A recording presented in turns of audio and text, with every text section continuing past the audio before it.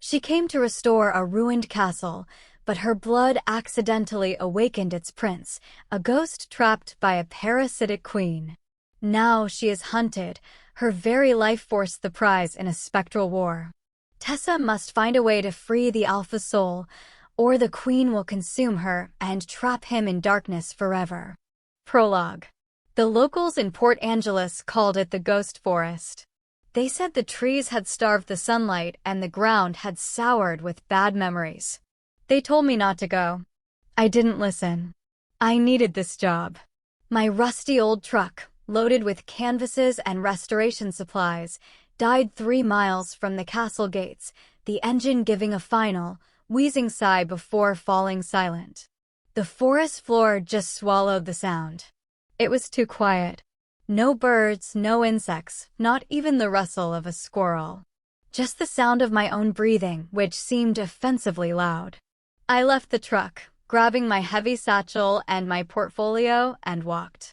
The castle wasn't visible from the road. I followed a path that was more of a suggestion, a parting in the thorny, overgrown woods. Then the trees just stopped. It stood in a clearing, a monument of gray stone and broken towers. Blackmere Castle. It wasn't a fairy tale. It was a threat.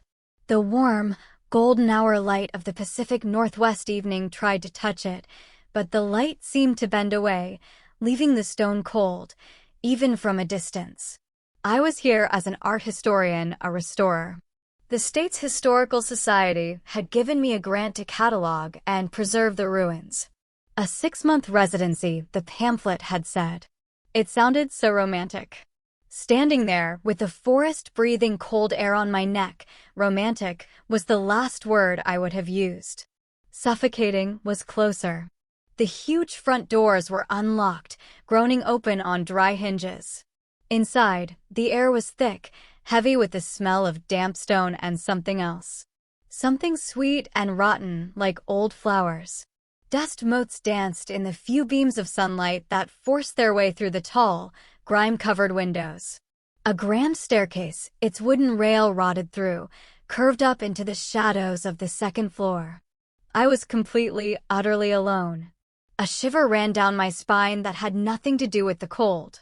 "Hello," I called out. My voice was stolen by the silence. I dropped my bag on the floor, the sound echoing flatly. My job was to sketch the interior, to map the decay before I began the preservation. I pulled out my sketchbook and a piece of charcoal. The main hall was vast, dominated by a cold, dark fireplace big enough to stand in. I needed a better angle. I saw the landing on the grand staircase. It looked sturdy enough. I was careful. I tested each step. But as I neared the top, the wood under my boot didn't just creak. It snapped. It was a small sound, but it felt like a gunshot in the silence. I gasped, tumbling backward, not far, just a few steps. I landed hard on the stone floor of the hall. For a moment, I just lay there, stunned, my heart hammering against my ribs. "Stupid, Tessa," I muttered, pushing myself up. My arm was bleeding. A long, shallow scrape from a nail on the stairs. Bright red blood welled up, shockingly vibrant in the gray gloom. It dripped. 1 drop. 2. The 3rd drop hit the center of a carved stone crest on the floor. Everything stopped. The dust motes in the air froze. The golden light outside the window didn't just dim, it felt like it was sucked away. A cold so intense it felt like 1,000 needles jabbed into my skin erupted from the floor. It wasn't just a draft. It was a presence. A cold that had a weight.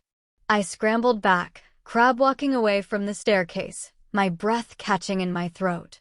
A shadow in the far corner of the room, darker than the others, began to move. It wasn't a shadow cast by anything. It was a shadow that was something. It pulled itself from the wall, stretching and twisting like smoke. It rose, taller than a man, vast and terrifying. It drifted silently over the stone floor, coming toward me. I tried to scream, but the cold had frozen my lungs. The shadow stopped right over the blood-spattered stone. It paused, seeming to inhale. Then it solidified. just for a second. Long enough for me to see a face. It was a man. His features were sharp, beautiful, and twisted in an agony so profound it stole my breath. His eyes, fixed on mine, were not eyes at all, but pits of cold, blue fire. He looked at me with a longing that was so violent it felt like a physical blow. Then, as fast as he appeared, he dissolved. The cold vanished. The dust motes danced again. The sunlight returned. I was alone. I sat there, trembling, my blood cooling on the stone. I thought I had come here to restore a castle. But I was wrong. I had just woken something up. Where are you watching from, and what's the weather like there today? Let me know in the comments. And if you're ready for this journey, please like and subscribe to the channel, and don't forget to ring that notification bell so you don't miss a single moment of this story. Chapter 1. I didn't sleep. I couldn't. I spent the night in my truck, having bolted from the castle as if the shadow man was still at my heels. I locked the doors, my heart pounding a frantic rhythm against my ribs, and told myself it was a hallucination. The fall, the dust, the isolation. My mind was playing tricks on me. But when the sun rose, painting the cursed forest in weak, watery colors, I knew I couldn't run. This grant was my last chance. After my father's medical bills, I was broke. If I backed out now, I wouldn't just lose the grant. I'd have to pay back the advance. So, with my stomach in knots, I grabbed a first aid kit, a heavy-duty flashlight, and a crowbar from my truck bed. Just in case. The castle seemed quieter, more watchful. I stepped inside, my boots crunching on the dusty floor. The blood from yesterday was gone. Not faded, not smeared. Gone. The stone crest was clean, as if it had been scrubbed. Okay, Tessa, I whispered, my voice trembling. You're not crazy. You're just in a very, very old house. I refused to look at the corner where the shadow had been. I set up my supplies in the main hall, creating a small safe zone. I unrolled my sleeping bag, set up a camp stove, and arranged my restoration tools. I would work, and I would ignore the feeling. The feeling was the worst part. It was a constant pressure, like being deep underwater. A sense of being watched. And there was the cold. The warm daylight streamed in, yet the room remained chilled. I focused on my work. I began sketching the intricate carvings around the main fireplace, my charcoal scratching against the paper. The detail was incredible. It wasn't European, not really. It was something else. Runes almost, mixed with wolf carvings. Hours passed. The sun reached its peak. I was so focused on a carving of a wolf swallowing the moon that I didn't notice the change at first. The cold wasn't just a background chill anymore. It was focused. It was right behind me. My hand froze over the sketchbook. The tiny hairs on my arms stood straight up. I could feel it. A presence. I turned slowly. Nothing. Just the empty hall. Scrape. The sound came from the second-floor gallery, right above my head. A boot heel dragging on stone. Who's there? I yelled, my voice cracking. I grabbed the crowbar. Silence. Then a whisper. It didn't enter my ears. It just appeared in my head. Leave. It was a woman's voice. Haughty, cold, and filled with a command that expected to be obeyed. I'm not leaving, I said, my voice shaking. I've been hired by the Historical Society. I have a right to be here. The massive, iron-banded front door slammed shut. The boom shook the whole castle. Dust rained from the ceiling. I screamed this time, dropping the crowbar with a clang. He is mine, the voice hissed, no longer a whisper, but a furious shout inside my mind. You will not have him. Have who? I don't know what you're talking about. A gust of wind, smelling of rotted flowers, blasted through the room. It flipped my sketchbook, scattering my charcoal. It knocked over my camp stove. It felt like an invisible hand, pushing me, shoving me toward the door. Stop it! I cried, ducking as a loose stone from the fireplace tumbled and shattered where I had been sitting. She was trying to hurt me. I was trapped. The front door wouldn't budge. The wind howled, a spectral, angry storm contained within the hall. Please, I don't want any trouble. I huddled behind a thick oak table, tears of panic streaming down my face. Thief! The voice shrieked. Blood thief! The table I was hiding behind suddenly lifted. It flipped over, sending me sprawling. I was exposed. The cold zeroed in. I looked up and saw her. She was a mist, a suggestion of a person, but I could see a crown. A woman in a dark, ancient gown, her face a mask of fury. She raised a spectral hand. No!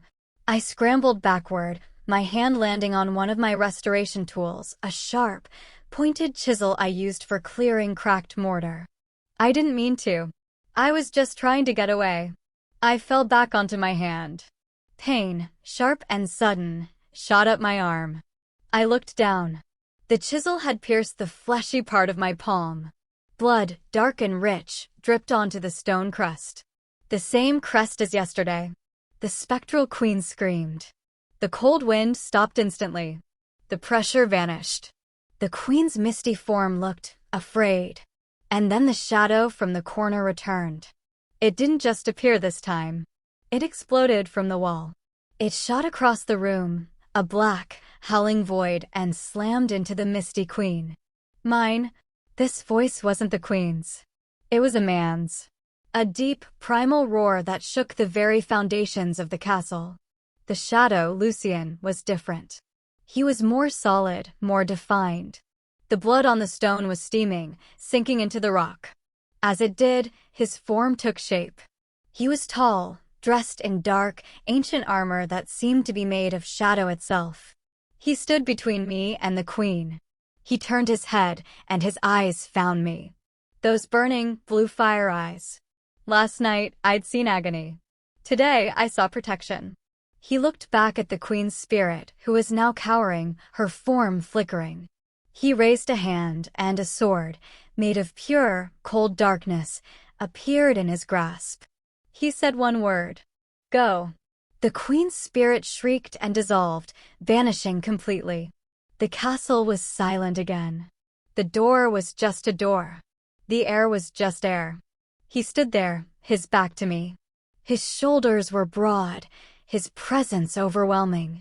He was still, as if listening. Slowly, he faded. His armor, his sword, his form, it all just melted back into the shadows, sinking into the floor until he was gone.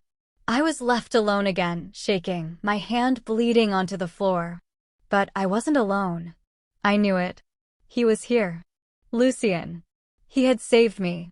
I looked at the cut on my hand, then at the stone crust.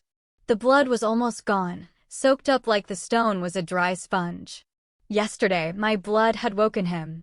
Today, it had given him strength. The spirit of the queen was the antagonist. Lucien, the ghost, was my protector. And I, somehow, was the key. I cleaned and bandaged my hand, my mind racing. I wasn't a historian anymore. I was part of a war I didn't understand. That night, I didn't hide in my truck. I unrolled my sleeping bag right there in the main hall, my flashlight and the chisel beside me. I waited for darkness. I waited for him. I must have fallen asleep, because when I woke, the moon was high, shining a pale, silver light through the high windows. And he was there. He was sitting on the floor, cross-legged, about 10 feet away from me. He wasn't the terrifying shadow warrior. He was just a man. He looked solid, but he was transparent. I could see the outline of the fireplace through his chest. He wore a simple, dark tunic, his face turned toward the moonlight. He looked impossibly sad. I sat up slowly. Hello. He turned. His eyes were no longer burning pits of fire. They were just blue. A deep, sad blue. You are not her, he said. His voice was rough, like a dry leaf scraping stone. I'm Tessa. Who are you? I am Lucien, he said. He looked down at his own transparent hands. I was the prince of this place. Now I am its prisoner. Who is she? His face darkened. The queen. My stepmother. She bound me here. I felt her presence, not as a person, but as a stain. A residue of pure spite left on the air. I walked over to the dressing table, my skin crawling. A large, silver-backed mirror, its glass black with tarnish, sat on the table. As I got closer, a patch of the black tarnish cleared. I froze. It was a small circle, right in the middle, like someone had wiped it clean from the inside. I stared at my own pale, frightened reflection in that small, clear spot. Then, behind my reflection, a shadow moved. I spun around, crowbar raised. The room was empty. I looked back at the mirror. The clear spot was gone. The glass was black again. Get out. The whisper was inside my head. It was faint, weak, like an echo. But it was her. Not yet, I whispered back, my voice shaking. I'm not scared of you. It was a lie. I was terrified. But I was also angry. What right did she have to trap him here? To hunt me from this place? I saw a small, leather-bound book half hidden under the rotting bed skirt. I snatched it up. It was a journal. The leather was stiff, the pages warped by damp. Most of it was unreadable, the ink blurred into nothing. But I found a few pages near the end that were clear. The handwriting was sharp and angry. The Queen's. He will not submit. The alpha blood is too strong. He refuses my bargain, even in death. He chooses this prison over me. The binding is complete. The stones of this place are his bones, the wind in the halls his only voice. He will never be free. This castle is my power, and he is its battery. My blood ran cold. He is its battery. She wasn't just a ghost trapped with him. She was actively feeding on his spirit, using his trapped life force to sustain her own. And then, one last, chilling entry. The girl. The blood. It breaks the old rules. It gives him purchase. He can touch. He can fight. She will ruin everything. She must be scoured from this place. I slammed the book shut. My heart hammered against my ribs. Scoured. I backed out of the room, pulling the heavy door shut. I leaned against the wall outside, my breath coming in short, sharp gasps. So, Lucien wasn't just a prisoner. He was fuel. And I was the key. My blood, it didn't just give him an anchor. It interfered with her power. It gave him back a piece of himself. I felt a sudden, gentle brush of cold against my cheek, like a winter breeze indoors. It was gone as soon as it came. I looked down the empty hall. Lucien? I whispered. Nothing. But I knew it was him. A faint, fleeting thank you. My fear began to burn away, replaced by a cold, hard determination. I was going to get him out. I was going to tear this castle down, stone by stone if I had to. I spent the rest of the day working, but my focus was gone. I sketched the main hall, but this time I wasn't just drawing architecture. I was mapping a prison. I paid special attention to the stone crest in the floor. It was the heart of the binding. It was the lock.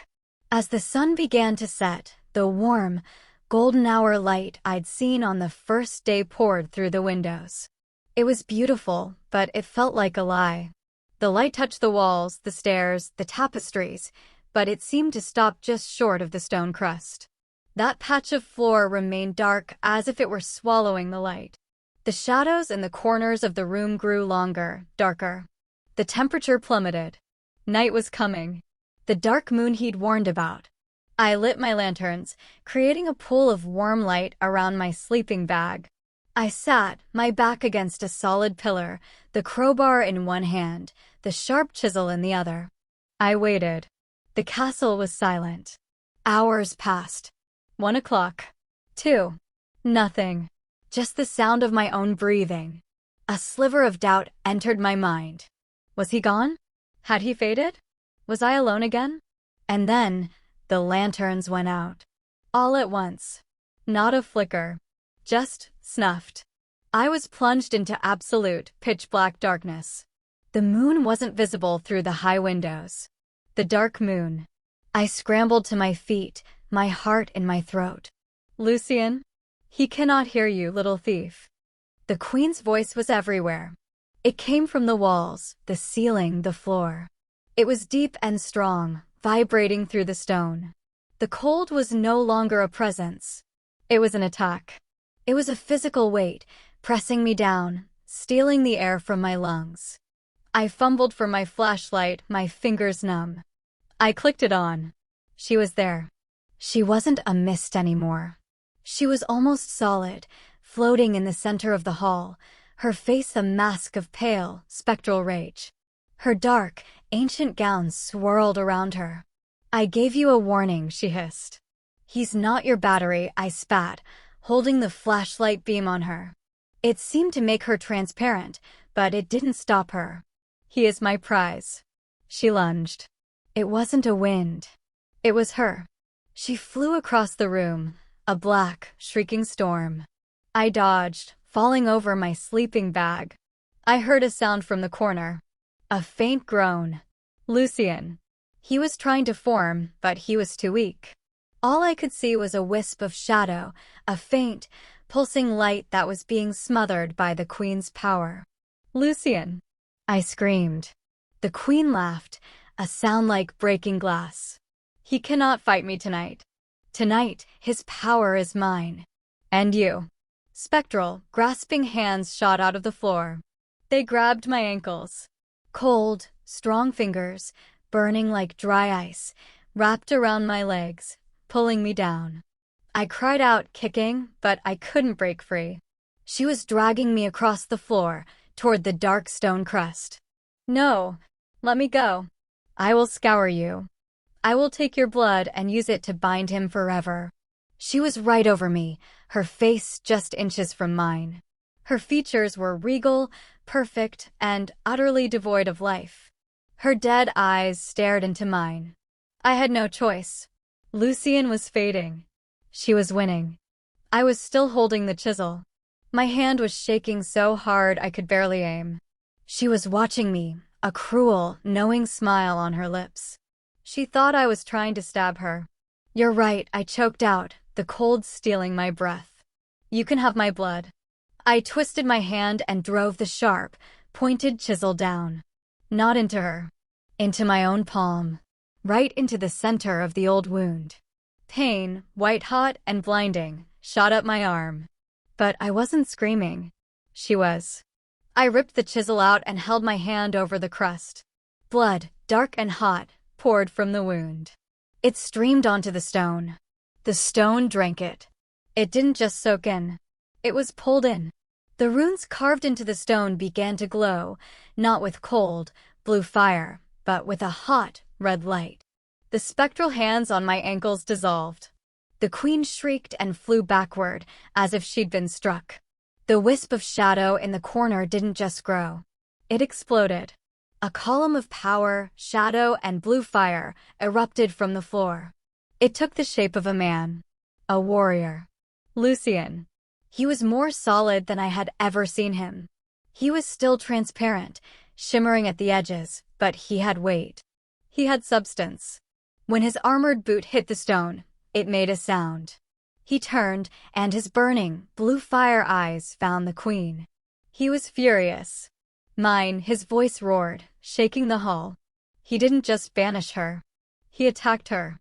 He crossed the room in a single, impossible bound, his shadow sword in his hand. He grabbed the queen by her spectral throat. His touch burned her.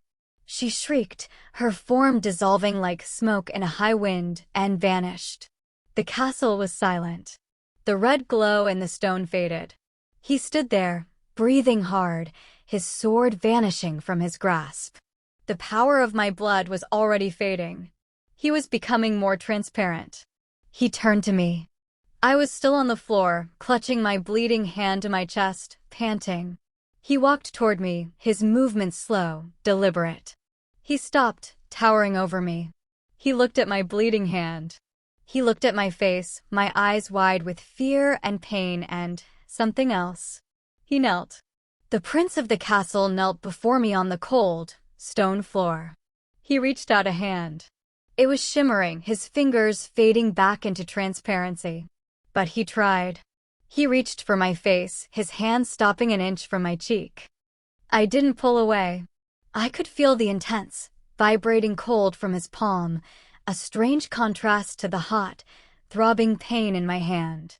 His blue, fiery eyes were soft now, filled with a universe of pain, gratitude, and a fierce, terrifying possessiveness that made my breath catch. "Why?" he whispered, his voice rough with an emotion I couldn't name. "Why would you do that for me?" Chapter 3. I stared at him, kneeling on the stone, my heart a wild drum against my ribs. The pain in my hand was a distant, roaring fire. His question hung in the cold air, so heavy it was almost a physical thing. "Why?" he had asked. I couldn't let her win, I whispered. My voice was hoarse, shaking. "I couldn't let her keep using you." His face, so sharp and beautiful in its strange, shimmering way, twisted. It wasn't pain. It was confusion. A deep, profound shock that went beyond his ghostly nature. He looked at my hand, at the blood still welling up, and then back to my eyes. "No one," he said, and his voice, though fading, was no longer a dry leaf. It was a low, resonant rumble. "In all this time, no one has ever bled for me." The loneliness in those words was 1,000 times colder than his touch. It was an abyss of centuries, of solitude, of being a battery for a hateful shade. He raised his hand again, the one that had almost touched my cheek. His fingers were becoming transparent, the blue fire in his eyes dimming. The power I had given him was fading fast. "You have hurt her," he warned, his voice urgent, pulling me from my daze. "She has not felt pain since she became. She will not be weak for long. And the pain you gave her, she will return to you 1,000 times over." I must have flinched because his expression softened. "Be safe." Then, like a candle flame in a gale, he was gone. Snuffed out. I was alone, plunged back into the heavy, absolute silence of the castle. And then the pain hit me. It wasn't a throb. It was a sickening, white-hot, screaming agony. The adrenaline was gone, and my body was telling me I had done something incredibly, monumentally stupid. I cried out, a small, choked sound. I looked at my hand. The chisel, in my panic and haste, had made a deep, ugly gash. It was bleeding. Not pouring anymore, but bleeding badly. I scrambled to my feet, clutching my wrist, and stumbled through the darkness to where I'd left my supplies. I found my big first aid kit and ripped it open, my good hand shaking so badly I could barely work the clasps. I turned on my battery-powered lantern. Its warm, steady glow was a comfort. I poured antiseptic solution over the wound. The sting was so sharp it made my vision go white for a second, and I hissed through my teeth. But I had to clean it. The last thing I needed was an infection in a castle full of spectral malice. It was too deep for a simple bandage. Stitches. I needed stitches. I didn't have a suture kit. My hands were trembling. "Stupid, stupid, stupid," I muttered, tears of pain and frustration welling in my eyes. I found the butterfly closures. I pressed the edges of the wound together, my own blood slick and hot on my fingers. I carefully, painstakingly, bridged the gash with a row of a dozen tiny white strips. It was a clumsy, desperate job. I slathered it in antibiotic ointment and wrapped it tightly with gauze. My hand was a mess. A throbbing, swollen, bandaged club. But the bleeding had stopped. I sat back on my heels, breathing hard, my whole body shaking with the aftershock. It was only then that I noticed it. The smell. The awful, sweet, rotten flower smell. It was gone. I lifted my head and sniffed the air. It just smelled old. Like dust, stone, and damp. The air didn't feel heavy anymore. The crushing, underwater pressure that had been a constant companion since I'd arrived, it was gone. The castle was just a castle. I stood up, walking to the center of the hall. I looked at the stone crest. It was dark. The blood I had spilled was gone, soaked in completely. But it no longer felt like a void. It felt dormant. I had done more than just fight the queen. I had hurt her. I had broken her hold, at least for now.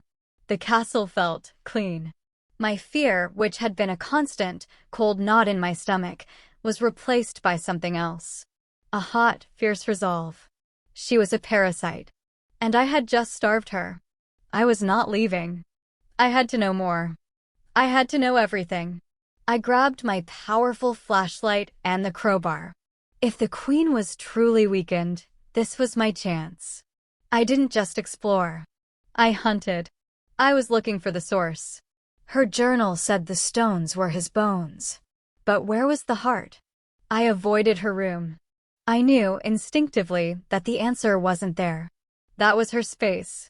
I needed to find his. I walked the main hall, shining my light into every corner. And then I saw it. A rotten, moldy tapestry hanging on the far wall, depicting some long-forgotten battle. It was ugly and falling apart. But behind it, the air felt different. I pulled the tapestry aside. It tore, crumbling into a cloud of foul-smelling dust, making me cough. Behind it was a door. A simple iron-banded door, not of dark wood, but of a pale, whitish timber I didn't recognize. It had no knob, just a simple iron ring. I pulled. It didn't budge. I put the crowbar in the seam and leaned on it with all my weight. The ancient wood groaned, and then, with a sharp crack of breaking off rust, the lock gave way. The door swung open onto a narrow, stone staircase, spiraling down. A cold, clean draft of air, smelling of earth and roots, rose to meet me. This was it. My hand throbbed with every step, but I went down. The stairs were steep, cut from the bedrock the castle was built on. The air grew cooler, but it wasn't the queen's malevolent cold. It was the natural, living cold of the deep earth. The stairs opened into a vast chamber. It was a crypt, but not like any I had ever seen. The air was still and ancient. And in the very center, I saw it. My flashlight beam cut through the gloom and landed on a tree. It was impossibly huge, a massive, ancient, white-barked tree that must have been here long before the castle. Its roots, as thick as my body, spread out in every direction, visibly merging with the stone foundations of the walls. It was petrified, turned to pale, luminous stone. It was dead, but it was beautiful. It was the source of the pale wood door. On a simple stone altar in front of the tree, there was a book. It wasn't a journal. It was a ledger. Thick, bound in hide, its pages like vellum. I touched it. The cover was cold, but not threatening. I opened it. The script was old, but clear. It was a history. His history. Lucien wasn't just a prince. He was the Alpha, the last in a line of shifters, guardians who had been bonded to this land, to this sacred tree. The castle hadn't been built by his father. It had been built around the tree, a stronghold to protect it. Then the queen, a sorceress from a dark foreign land. His father had found her, married her, blind to what she was. She didn't want the land or the title. She wanted the power of the tree, a power that was channeled through the alpha of the pack, Lucien. She had poisoned his father. She had tried to force Lucien to bind with her, to become her eternal, powerful consort, to share the life force of the land. He refused. So she had performed her own ritual. A dark, twisting ritual of blood and shadow. She couldn't take the power, so she'd poisoned the tree. She'd trapped Lucien's spirit in its dying roots. The petrified tree was his anchor. The castle was his tomb. The stone crest in the hall was the focus, the keyhole to the lock. She was a parasite, just as I'd thought. She was bound to him, drinking his life force, his alpha power, to sustain her own spectral, twisted existence. My blood on the crest, it wasn't just an anchor. It was life. It was cleansing the poison, temporarily reviving the roots, and giving him a surge of his own stolen power. My eyes scanned the last page, my heart sinking. The binding could only be broken in two ways. 1. The sacred tree had to be destroyed. Its roots torn from the foundation. But the book was clear. The tree and the alpha spirit were one. To destroy the tree would be to destroy Lucien, to unmake his soul forever. 2. The tree must be revived. My breath caught. To revive the petrified tree, the poison must be purged completely. It required a life for a life, a willing sacrifice. The entire life force of a living, breathing soul, given freely upon the stone crest. My blood was just a taste, a temporary fix. The queen wasn't just trying to scour me. She was trying to break me, to trick me, to force me into giving all of it. I stood there, horrified, the truth of it crushing me. It was an impossible choice. A soft sound echoed from the stairs behind me. A real sound. A boot heel scraping on stone. My blood turned to ice. I spun around, my flashlight beam cutting through the darkness of the stairs. He was there. Lucien. Standing halfway down the steps, bathed in the beam of my light. He was solid. Not transparent. He wasn't a shimmering shade. He looked real. He looked like a man, his features sharp, his blue eyes no longer burning with fire, but clear and deep. He wore the dark tunic and breeches from the first night, and the light from my flashlight reflected off his skin. He had been absorbing the power. The cleansing of the tree's roots had given him form. He was watching me. He had seen me read the final page. His face was a mask of pure, unadulterated anguish. "Now you see," he said. His voice was no longer a whisper. It was a real, resonant, human baritone that echoed in the small, sacred space. "A life for a life," I whispered, the words like dust in my mouth. "She will not rest until she is yours," he said, taking a step down. And I will not be able to stop her from asking. Chapter 4. He was real. My mind couldn't process it. He was a man. My flashlight beam didn't pass through him. It lit him. It caught the rough texture of his dark tunic, the hard line of his jaw, the deep, clear blue of his eyes. He wasn't a shimmering collection of cold and fire. He was solid. I lowered the flashlight, my bandaged hand throbbing in time with my pulse. "You're solid," I breathed, the words sounding stupid and small in the vast, ancient crypt. His face, which I had only ever seen as transparent or twisted in shadow fury, was etched with a profound, human guilt. He took another step down, his boot scraping stone. "Because of you," he said. His voice was a living thing, full of resonance and sorrow. "Because you paid for it. With your own pain." His gaze dropped to my bandaged hand. I instinctively tried to hide it, pulling it back. "It's fine." It stopped her. "No." He moved so fast I didn't have time to react. He wasn't on the stairs anymore. He was in front of me, standing on the crypt floor. He was tall, taller than I'd realized. He radiated, not the killing cold of a ghost, but a faint, cool energy, like a block of ice. He reached for my injured hand. His fingers, solid and cool, brushed against my skin just above the gauze. I gasped. It was the first time we had truly touched. It wasn't a whisper of cold. It was a touch.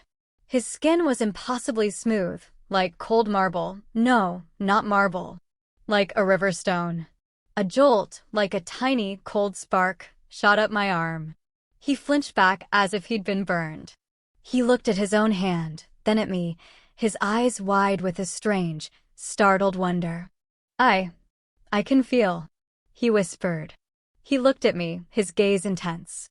"I can feel the warmth. Your pulse."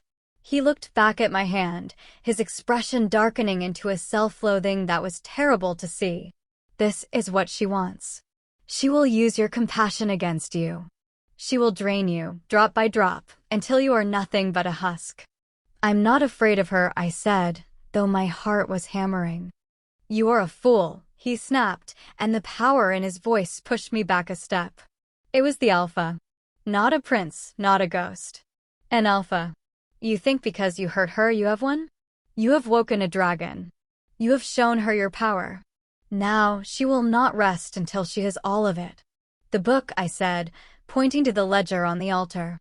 "A life for a life." That's what she wants, isn't it? My life. Yes, he said, his face a mask of anguish. Is it the only way? I whispered, dreading the answer. He turned away from me, walking to the great, petrified tree. He placed his solid hand on its white, stone-like bark. This tree is me, he said, his voice quiet. Its roots are my chains. The queen's ritual poisoned it, trapped me within the poison. Your blood, it didn't just give me form. It cleansed the roots. I looked closer at the tree. He was right. Before, it had been a dull, dead white. Now, deep within the petrified bark, a network of 1,000 tiny, blue veins was pulsing with a faint, slow light. It was the same blue as his eyes. It was beautiful. It's alive, I breathed. It is awake, he corrected. But it is still dying. The poison is still here. You have given me a moment of strength. A single, clear moment. He looked at me over his shoulder. And with this moment, I am telling you, leave. Take your tools, get in your truck, and never look back. I shook my head, my resolve hardening. No. He spun back, his face incredulous. Did you not read the words? The only other way to break this binding is to destroy the tree. To unmake me. Those are your choices. My oblivion or your death. There is no happy ending here, Tessa. I am not a man you can save. I am a curse. I'm not leaving you. I shouted, my own anger surprising me. I don't care about your stupid curse. You've been fed on for centuries. You've been alone in the dark. I'm not going to be the next person who runs away. We stood there, panting in the cool, earthy air, staring at each other. Him, solid and real and filled with a desperate, protective fury. Me, small and bleeding and impossibly stubborn. He took a step toward me. You would die for a shade? For a man you have never known. I didn't have an answer. My logic was gone. All I had was this raw, aching feeling in my chest. I just know I can't leave you. He searched my face, his blue eyes so deep I felt I was falling into them. He saw the truth. I wasn't going to run. He closed his eyes, his expression one of pure defeat. Then you are lost. Because she will not come at you with shadows and cold, not anymore. She knows she cannot force you. The sacrifice must be willing. Then I won't be willing, I said simply. He opened his eyes. You do not understand her. She will not ask for your life. She will bargain for it. As if he had summoned her, the air in the crypt changed. It didn't get cold. It grew warm. Not a comforting warmth, but a thick, cloying, humid heat. And with it, the smell of flowers. Not rotten, but sickeningly sweet. Lucien, I whispered, taking a step back. She is here, he growled. He moved to stand in front of me, his solid body a shield. Do not listen. Do not look. It is all a lie. Such a brave, foolish little thing. The queen's voice wasn't in my head. It was in the air, echoing from the stone walls. It was beautiful. A rich, melodic, motherly sound. Show yourself, witch. Lucien roared. I am not here for you, princeling. Your power is useless against this. I am here for her. The air in front of us began to shimmer, not with cold, but with a warm, golden haze. It solidified, not into the queen, but into a vision. It was the main hall of the castle. But it wasn't a ruin. It was new. The tapestries were bright. The fireplace was roaring with a warm, orange fire. Sunlight, pure and clean, streamed through the windows. And he was there. Lucien. But not the Lucien in front of me. This Lucien was smiling. He wore fine, rich clothes. His face wasn't pale or filled with anguish. It was warm, alive, his blue eyes crinkling at the corners. He was laughing, holding his hand out. To me. Tessa, the vision of Lucien said, his voice the most beautiful sound I had ever heard. It's over. I'm free. Come. Come with me. No, the real Lucien beside me choked out. Tessa, it's an illusion. It is not me. He's right, my dear, the Queen's voice purred. It's not him. Not yet. But it could be. What? What do you mean? I asked, my eyes fixed on the smiling, impossible man in the vision. The book is so dramatic, isn't it? A life for a life. So, final. But that is the law of true revival. I am not asking for that. The vision of the sunny hall faded. I am asking for a bargain. What bargain? I whispered. He is solid, is he not? The voice said, and I felt a phantom touch, like a warm hand, on my hair. I flinched, but Lucien couldn't stop it. He is real. He can touch you. He can feel. This is a good prison. Better than the last. He can have this. What do you want? Half, my dear. Just half. I frowned. Half. Not your life. Not your death. Just half your life force. A simple cut. Deeper than the last. Bleed for him, not in defiance of me, but in bargain with me. Give me half of your life, and I will release my claim on the tree forever. He will be bound here, in this crypt, solid as he is now, for all time. You can stay with him. You can love your ghost. You will live. You will grow old. Well, a little faster, but you will live. It is a small price. To have him. It was reasonable. My mind screamed at me. It sounded so easy. I would live. He would be real. We would be together. Tess, no. Lucien grabbed my shoulders. His solid, cool hands were desperate. It's a lie. She is twisting the words. The magic. Any blood you give her willingly doesn't free me. It poisons me. It strengthens her. She will use your half to bind me so completely I will never wake again. She will own me. He is afraid, the Queen's voice soothed. Afraid of being free. Afraid of being in your debt. Look at me, Tessa. The illusion formed again. It was the smiling Lucien. He looked at me, his face full of love. She's right, Tessa, the smiling ghost said. I am so tired of fighting. Just let this be over. Just a small cut. Please. For me. I was trapped. Between the real, desperate Lucien, his cool hands digging into my arms, his face a mask of terror. And the beautiful, smiling illusion, his hand outstretched, begging me for release. Just a small cut. The Queen whispered in my ear. My hand, my good hand, went to the chisel, still stuck in my tool belt. Chapter 5. My hand was on the chisel. Before me, the illusion of a smiling, perfect Lucien begged for release. His voice was a golden, seductive promise. Behind me, the real Lucien held my shoulders, his solid, cool hands digging into my skin. His terror was a living thing, a cold dread that seeped into my own bones. Please, Tessa, the illusion whispered, his beautiful face a mask of gentle suffering. For me. He's so tired, the Queen's voice purred in my ear. Let him rest. I looked at the smiling lie. At his perfect, outstretched hand. Then I looked over my shoulder, into the desperate, real, blue eyes of the man holding me. His panic was my panic. His pain was my pain. This was my choice. An easy, beautiful lie. Or a hard, terrifying truth. I chose the truth.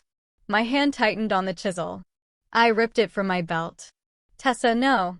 Lucien choked out, his voice breaking. He thought I was giving in. I didn't turn to my own arm. I faced the illusion. Get out of my head. I screamed. With all my strength, I threw the chisel. It flew end over end, straight at the smiling phantom. It didn't hit him. It passed through him, shattering the vision like a pane of glass. The smiling man, the warm hall, the golden light, it all exploded into 1,000 glittering shards and vanished. The crypt was silent. The real Lucien was staring at me, his face a mask of stunned, breathless disbelief. And then, the Queen screamed. It was not a whisper. It was not a melodic voice. It was a sound of pure, concentrated rage. A shriek that shook the very foundations of the crypt. The warm, cloying air vanished, instantly replaced by a crushing, Arctic vortex. The sweet smell of flowers became the stench of an open grave. "Fool!" she shrieked, her voice no longer beautiful, but a razor's edge. "You have no idea what you have done." A column of black, swirling ice and shadow formed in the center of the chamber. It was her, no longer a mist, but a furious, spinning vortex of malice. Lucien grabbed me, yanking me behind his solid body. "I warned you," he said, his voice a low growl. She would not ask for long. "He's right, little girl," the queen's voice snarled. "I cannot take your life. It must be given. But I can make you beg to give it to me. Stay away from her." Lucien roared, stepping forward. "I don't need her," the queen laughed, a sound like grinding stone. "I have him." She didn't move toward us. She moved toward the tree. She lunged, a black, spectral shape, and plunged her dark, spectral hands deep into the white, petrified bark. Lucien screamed. It was not a ghostly wail. It was the deep, human, agonizing cry of a man being torn apart from the inside. He collapsed. His solid form hit the stone floor, his body convulsing. "Lucien!" I dropped to my knees, trying to grab him, to hold him. My hands passed right through his shoulder. I recoiled, a sob catching in my throat. He was transparent again. His solidity, his warmth, it was gone, stolen in an instant. He was a shimmering, blue outline, his face a mask of agony.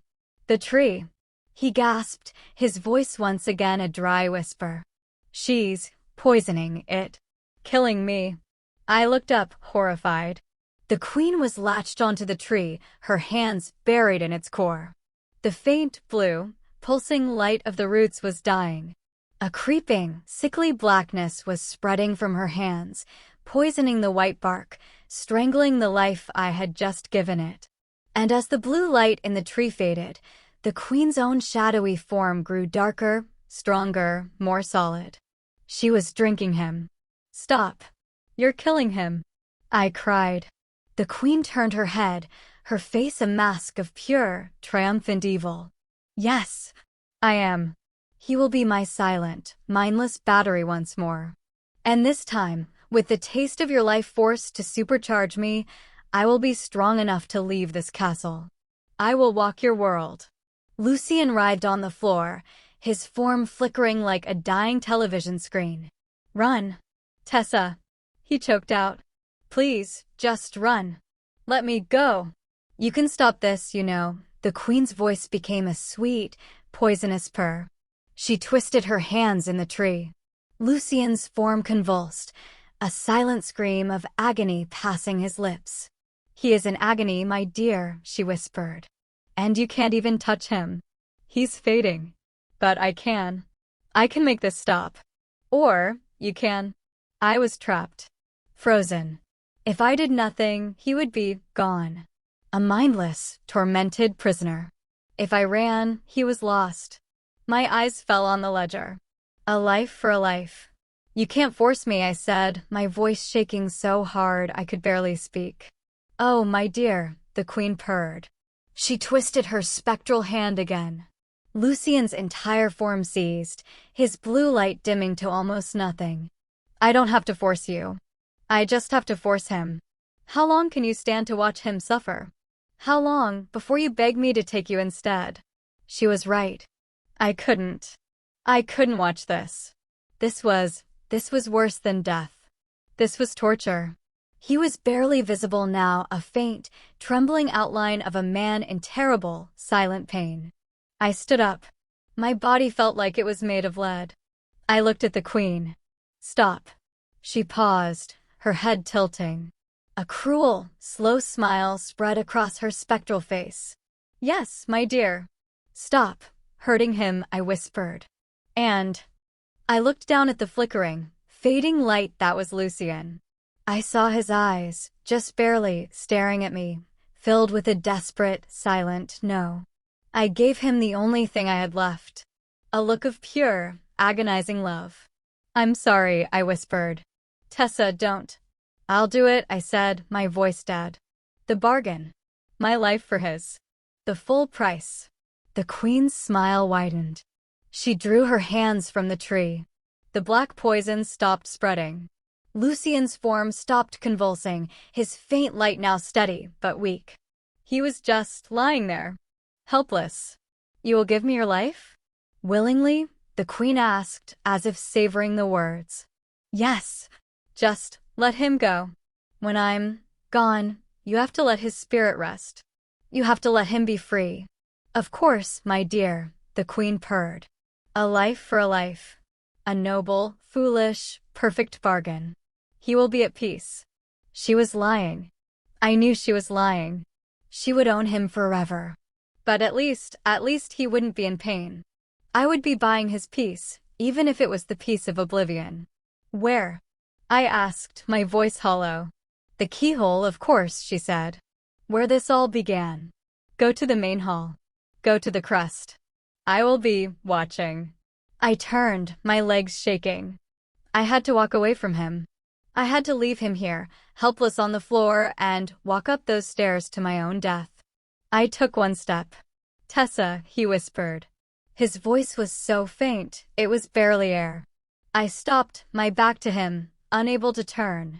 A tear slipped down my cheek, hot in the freezing cold. I am sorry. I failed you. Another sob tore from my throat. I couldn't speak. I just shook my head and forced my legs to move. I walked up the stone steps, my good hand gripping the iron-cold railing, my bandaged hand a dull, useless weight. I walked out of the crypt, into the dark, silent castle. Every step was an agony. Every step was a choice. I reached the main hall. It was empty. The moon was dark.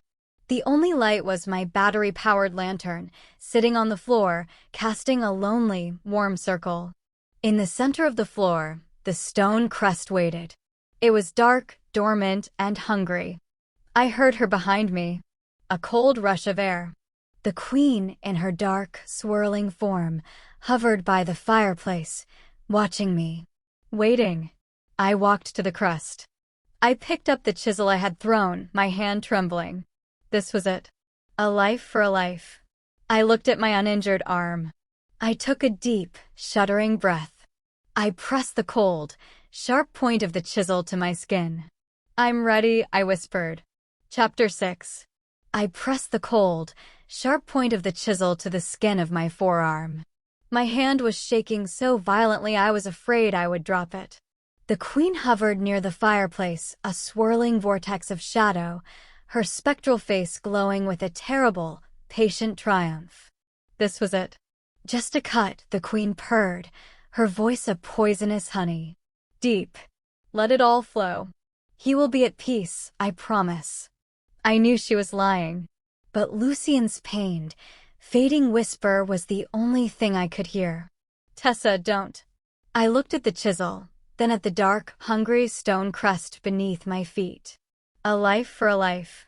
Suddenly, a new voice echoed from the stairs to the crypt. It was not Lucien's pained whisper. It was a roar. Tessa, no. It was so faint it was barely a sound, but it was furious. It was the Alpha. He was still fighting.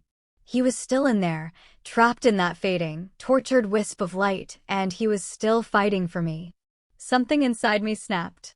My fear, my despair, my resignation, it all burned away, replaced by an anger so white-hot it eclipsed everything.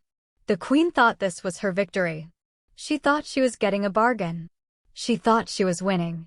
I looked up from the chisel, straight into the queen's glowing, malevolent eyes. You're right, I said, my voice low and shaking with a rage she couldn't possibly understand. A life for a life.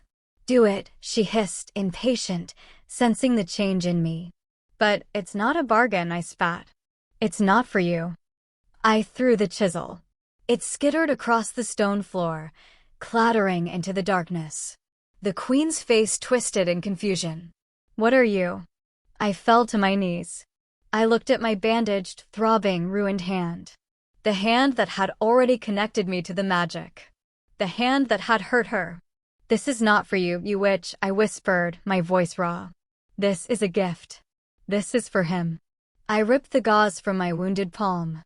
The half-healed gash tore open. Before the queen could react, I slammed my bleeding hand, my open hand, flat against the center of the cold, dark stone crest. I closed my eyes. I didn't think about the pain. I didn't think about her. I thought of his sad, blue eyes. I thought of his loneliness. I thought of his agony. I give my life, I whispered, the words a sacred, final vow. Willingly. I give it all. For him. Let him be free. The moment I said the words, the crest ignited. The queen laughed, a high, sharp sound of pure triumph. Yes, yes, give it to me. She swept forward, a black tidal wave, ready to drink the ocean of power I was unleashing. But the light from the stone wasn't red. It wasn't blue. It was a pure, blinding white gold. It was the color of the sun, the color of life. It struck the queen. She didn't laugh. She screamed. It was not a sound of victory. It was a shriek of ultimate, agonizing pain. No, she howled, her spectral form recoiling. What is this? It burns. It's life. It's pure. You tricked me. The white gold light didn't care. It wasn't a weapon. It was a cleansing.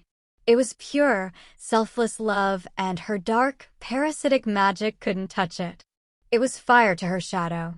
The light exploded from the crest, a sun nova in the dark hall. It enveloped her. Her dark, swirling form began to smoke, to burn, to dissolve. She shrieked, a sound that seemed to tear the world in two, and then she was gone. Incinerated. Erased. The light didn't stop. It shot down the open crypt stairs like a comet. Down in the darkness, I heard a sound like a mountain cracking in half. The sound of the petrified tree breaking. But it wasn't the sound of death. It was the sound of a seed pod bursting open. In the main hall, the light faded. The castle was silent. My hand was still on the crust. I felt empty. So cold.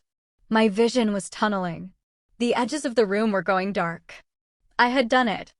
I had given everything. I was dying. Lucien. I whispered, my voice gone. I slumped forward, my cheek hitting the cold stone. I heard footsteps. Not a scrape. Not a ghost's echo. The heavy, frantic, living pound of boots on stone stairs. He burst into the hall. It was him. He was real. He wasn't solid cold. He wasn't a ghost. He was a man. His skin was warm, his face flushed with life. His chest was heaving with real, desperate breaths. His blue eyes, clear and bright, were wild with panic. He was alive. Tessa, he roared.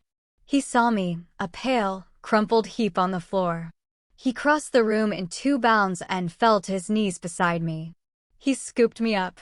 His arms were not cold. They were warm. Solid, strong, warm arms. He pulled me against his chest. I could feel the frantic, living thump-thump-thump of his heart against my cheek. No, he choked out, his voice thick with tears. No, you don't. You don't get to do this. I tried to smile. You're real. A life for a life, he whispered, his face a mask of anguish. The bargain is complete. You gave your life for mine. He held me tighter, so tight I could barely breathe. I am the tree, he said, his voice a fierce, desperate growl. And the tree is life. The bargain is paid, Tessa. Your life for mine. And I am alive. He pressed his warm, living hand over my heart. So you will live. He roared, an alpha's command, not at a spirit, but at death itself. A warmth, the same white gold light from the crest, flowed from his palm into my chest. It wasn't a fire, it was a tide.